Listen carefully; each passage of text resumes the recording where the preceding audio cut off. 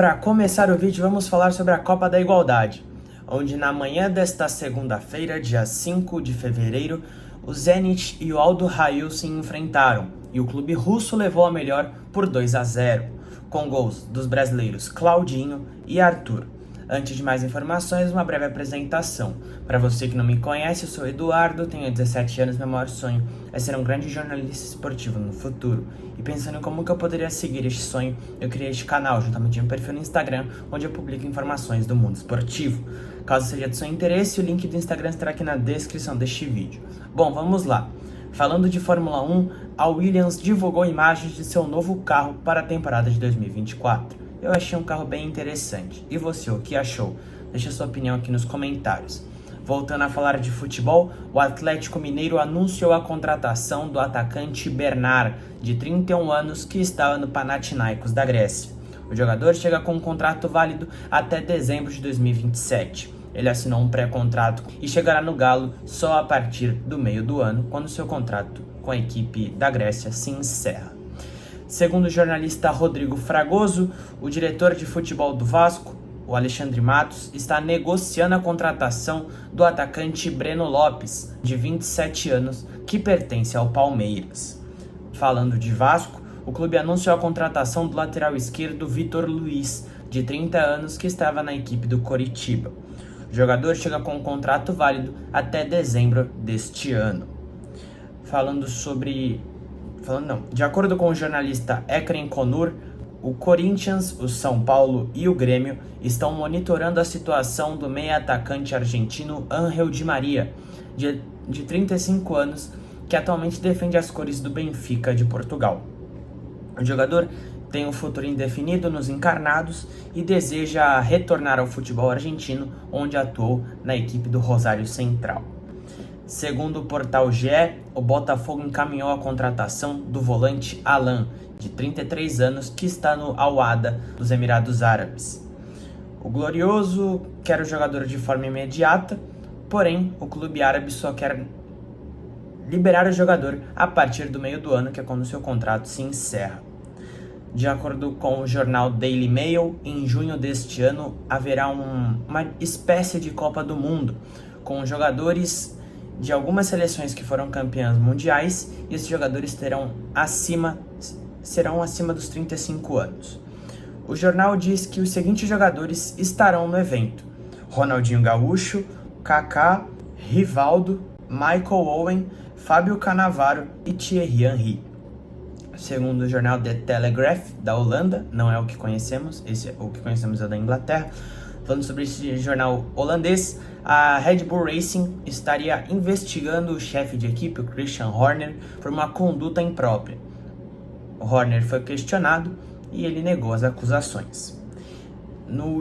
Voltando a falar de futebol novamente, no último domingo, no caso ontem, o Inter Miami fez um amistoso em Hong Kong e na ocasião o clube norte-americano venceu a partida por 4-1. Porém, o governo de Hong Kong ameaça retirar o valor investido, pois no confronto o argentino Lionel Messi e o uruguaio Luis Suárez não atuaram, e uma das cláusulas do contrato era que os dois jogadores atuassem na partida.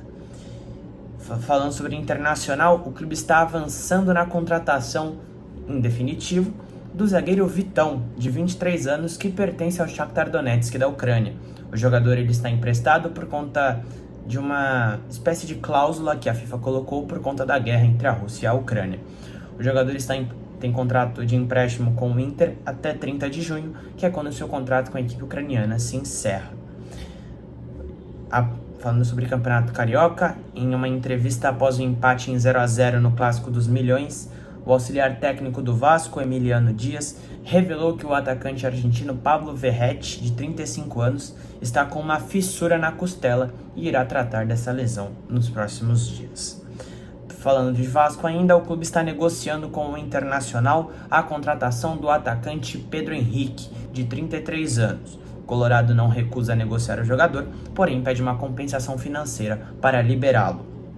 Falando de Copa do Mundo de 2026, a FIFA anunciou os estádios de abertura e o estádio da final. A abertura será no Estádio Azteca, na Cidade do México, no dia 11 de junho. Já a final acontecerá no MetLife Stadium, em Nova Jersey, no dia 19 de julho. Falar aqui sobre resultados de partidas pelo Campeonato Goiano. Goiás e Vila Nova empataram em 0-0. E na Supercopa do Brasil, após o empate em 0-0 no tempo normal, o São Paulo venceu nos pênaltis por 4-2 e foi campeão do torneio. Falando de CBF, a Confederação acertou com o Rodrigo Caetano para ser o novo diretor de seleções da Confederação. Rodrigo Caetano estava no Atlético Mineiro, onde chegou em 2021. Falando de Premier League, o Arsenal superou o Liverpool por 3-1, com gols de Bukayo Saka, Gabriel Martinelli e Leandro Trossard, que marcaram para os Gunners. Já para os Reds, o gol foi marcado pelo brasileiro Gabriel Magalhães. Falando sobre Corinthians, agora só falando de Corinthians para encerrar o vídeo, após o nome do meia brasileiro Igor Coronado, de 31 anos, será aprovado no Cifut, que é o Centro de Inteligência de Futebol do Timão, o Corinthians demonstrou interesse em contratar o jogador, que está negociando sua rescisão contratual com o Al Ittihad da Arábia Saudita.